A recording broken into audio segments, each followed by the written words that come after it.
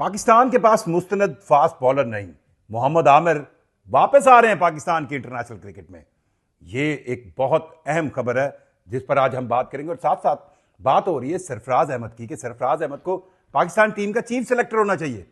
क्या सरफराज अहमद एक अच्छे चीफ सेलेक्टर होंगे और क्या अब तक की सिलेक्शन में कोई डंडियां बज रही हैं? और फिर हैरान कुन तौर पर आसिफ आफरीदी, वो स्पिनर जिनकी उम्र 39 साल हो चुकी है, वो पाकिस्तान टीम के टेस्ट स्क्वाड का हिस्सा बन गए हैं, जो टीम 12 अक्टूबर से जनूबी अफ्रीका के खिलाफ लाहौर के अंदर अपना पहला टेस्ट मैच खेलेगी।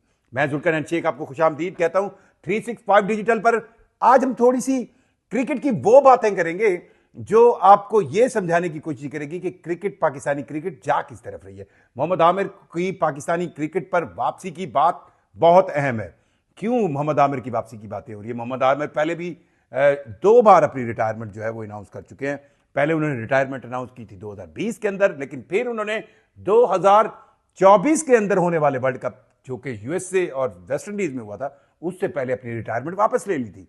और फिर वो वापस टीम में आए और उन्होंने टीम के लिए खेला भी, लेकिन फिर दोबारा उन्होंने दिसंबर 2024 के अंदर फिर अपनी रिटायरमेंट इंटरनेशनल क्रिकेट से अनाउंस की थी। और सरफराज अहमद, जिनको आप ये एजाज तो किसी तौर भी उनसे नहीं छीन सकते कि वो बतौर कप्तान उस टीम, फाते टीम के कप्तान थे जिसने इंडिया को 2017 की चैंपियंस ट्रॉफी के फाइनल में उस इंडियन टीम को हराया था, जो उस वक्त की पाकिस्तानी टीम के कंपैरिजन में बहुत मजबूत टीम थी। एक ऐसी टीम जिसको उस वक्त सोचा भी नहीं जा सकता था पाकिस्तान की एक यंगस्टर टीम हरा सके। और उस टीम को हराने में जो पाकिस्तान टीम की क़यादत की थी वो सरफराज अहमद ने की थी। क्या सरफराज अहमद चीफ सेलेक्टर के लिए एक बहुत अच्छा ऑप्शन होंगे? इन सारी कहानियों के पीछे एक कहानी और भी चल रही है। वो कहानी चल रही है इंग्लिश कैप्टन माइक थर्टन की। माइक थर्टन कहते हैं कि पाकिस्तान और इंडिया के मैचेस आईसीसी के अंदर होने नहीं चाहिए। और वो ये कहते हैं कि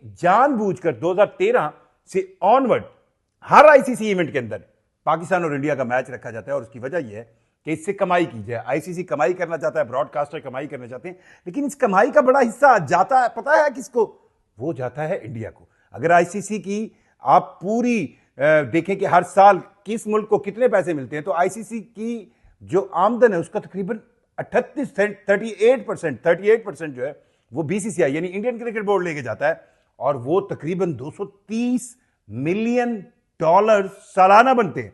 पाकिस्तान का हिस्सा चौथे नंबर पर है। दूसरे नंबर पर इंग्लिश क्रिकेट बोर्ड है, तीसरे नंबर पर ऑस्ट्रेलियन क्रिकेट बोर्ड है और चौथे नंबर पर पाकिस्तान क्रिकेट बोर्ड है। और हैरानकुन तौर पर जो 12 ममालिक जो के आईसीसी के परमानेंट मेंबर है, उनमें सिर्फ इंडिया ऐसा है जिसके पास डबल फिगर अमाउंट है अगर परसेंटेज काउंट की जाए, यानी इंडियन परसेंटेज डबल फिगर में है। वो भी 38%। पाकिस्तान, ऑस्ट्रेलिया, इंग्लैंड की परसेंटेज जो है वो सबकी सिंगल परसेंटेज में। और पाकिस्तान को तकरीबन 5.75% मिलता है, जो कि तकरीबन $34 मिलियन सालाना बनता है। यानी कि पाकिस्तान को $34 मिलियन मिलता है और इंडिया को $230 मिलियन सालाना आईसीसी की तरफ से मिलता है। अब ये आईसीसी कमाई कहां से करती है? अपने आईसीसी इवेंट से, यानी T20 वर्ल्ड कप से, अपने वर्ल्ड कप से, अपनी चैंपियंस ट्रॉफी से।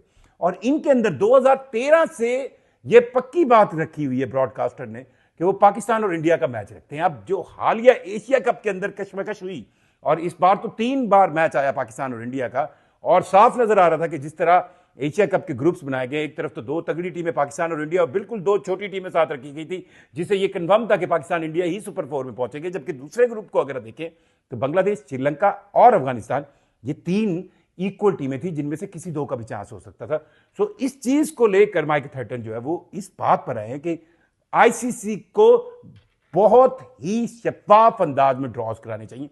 और अगर पाकिस्तान इंडिया की गेम ना आए तो इसमें अब कमर्शियल एस्पेक्ट को नहीं देखना चाहिए, क्योंकि इस कमर्शियल एस्पेक्ट को किसी ना किसी तरह पाकिस्तान इंडिया के साथ खेलकर एक ऐसा मैच बनाया जाता है जिसमें जो ब्रॉडकास्टर हैं, जो कमर्शियल फायदा उठाने वाले, वो कमाते हैं। और इसी कमर्शलाइजेशन को इंडिया कैश करता है आईसीसी में। आईसीसी में उसे 38% हिस्सा मिलता ही तभी है जब वो ये कहता है कि वो, क्योंकि क्रिकेट में आने वाली रकम को 65 से 70%, 65 to 70% जो है वो इंडिया से जनरेट कर रहे हैं, इसलिए उनका हिस्सा सबसे ज्यादा बनता है। सो माइक थर्टन ने खोलकर बाकी बातें तो नहीं की कि जिस तरह इंडिया बिहेवियर था, लेकिन उन्होंने ये जरूर कहा कि ये गेम जो है उसके अंदर इस क्रिकेट के पिच जो पाकिस्तान और इंडिया के दरमियान कभी डिप्लोमेसी के लिए इस्तेमाल होती थी, दोनों ममालिक को करीब लाने के लिए इस्तेमाल होती थी, अब सियासी शोबदाबाजी के लिए इस्तेमाल हो रही है। सियासी प्रॉक्सीज बन गई हैं, ये वर्ड यूज किया, प्रॉक्सीज बन गई हैं कि अपने मुल्क के सियासी मकासद को अब क्रिकेट के सामने पेश किया जाता है, जो कि बहरहाल अफसोसनाक है। माइक एथर्टन को थोड़ा सा ज्यादा खुल के सामने शायद वो आते हैं, लेकिन मेरा ख्याल है जो एबी डिविलियर्स का हाल उन इंडियंस फैंस ने किया जिनकी गेम के साथ मेरा ख्याल है जेंटलमैन कमिटमेंट नहीं है, कि उन्होंने एबी डिविलियर्स की उस कमेंट को बहुत नापसंद किया जिसमें उसने अपनी तरफ से यह कहा था कि भाई जो एशिया कप के फाइनल में देखा बहुत अफसोसनाक था, उन्हें बहुत सदमा हुआ, ऐसा नहीं होना चाहिए, जो टीम अच्छा खेली जीती उसको ट्रॉफी लेनी चाहिए। सो ये तो उनके ख्याल आते हैं। अब वापस आते हैं मोहम्मद आमिर की तरफ। मोहम्मद आमिर पाकिस्तान के वो फास्ट बॉलर हैं जिनकी जिंदगी में कामयाबियां और मुश्किलात दोनों साथ साथ चली हैं।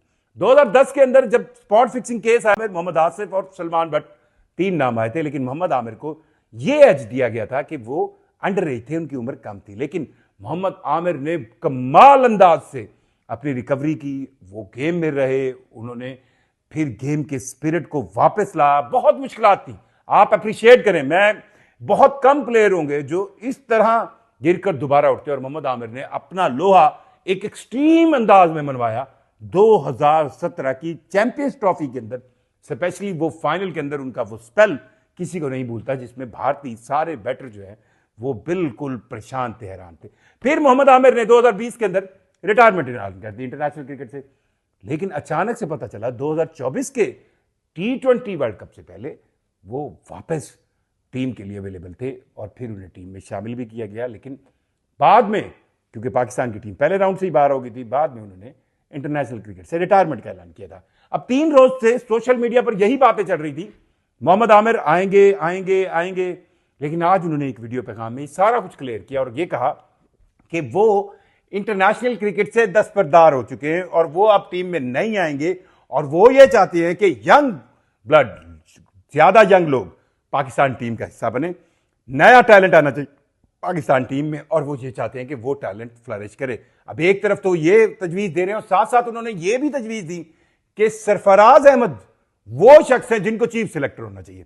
अब ये सजेशन को लेकर भी लोग बहुत ज्यादा सरफराज अहमद के फेवर में आए। सरफराज अहमद पाकिस्तान के विकेट कीपर बैट्समैन, वो कप्तान जिन्होंने 2017 की चैंपियंस ट्रॉफी की फातेह पाकिस्तानी टीम की कप्तानी की थी, और इस टीम ने किसी और को नहीं, इंडिया को फाइनल में हराया था। अब उस सरफराज अहमद के बारे में वो कहते हैं कि इनको चीफ सिलेक्टर होना चाहिए, वजह उनकी ईमानदारी, कि वो बिल्कुल ईमानदार हैं और वो किसी तौर भी किसी के साथ कोई साइड नहीं लेते, ना तो किसी से वो कहते हैं ना किसी को जानबूझकर बाहर बिठाएंगे ना अंदर रखेंगे। सो बतौर ईमानदारी, ऑनेस्टी की सेंस में मोहम्मद आमिर ने यह कहा कि सरफराज अहमद को चीफ सिलेक्टर होना चाहिए। साथ साथ उन्होंने सजेशन दी कि शुएब अख्तर, उमर गुल और सुहेल तनवीर, ये 3 वो नाम हैं जो अगर पाकिस्तान टीम के व्हाइट बॉल स्क्वाड के साथ, यानी वनडे और T20 स्क्वाड के साथ लगे, तो आपको बहुत नुमाया उम्दा रिजल्ट मिलेंगे। और इस बात से भी लोग इत्तेफाक कर रहे हैं कि शुएब अख्तर हो, सुहेल तनवीर हो या फिर उमर गुल हो, वाकई इन तीनों का जो व्हाइट बॉल सेंस में अगर जो लिमिटेड क्रिकेट है, लिमिटेड ओवर की 20 से 50 ओवर्स की, उसमें अगर ये पाकिस्तान टीम का हिस्सा हो तो नो डाउट ये अच्छा रिजल्ट देंगे।